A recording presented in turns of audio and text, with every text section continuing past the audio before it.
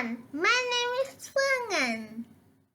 Today I'm talking about colors in nature. Are there animals in the photos? Yes, there are. Can you see them? Animals use color to hide. Color makes them safe. There is a green lizard on the tree.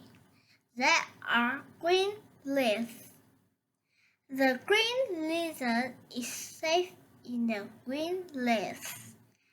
Animals can't see it. There are two bears. They're polar bears. Polar bears live in cold places. There are green paint in the trees. The snow white. The bears are white. Look at the pink flowers. Is there an animal? Yes, there is. There isn't a lizard. There is the bird.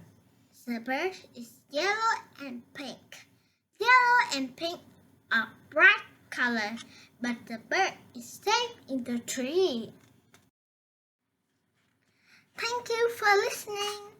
See you next time.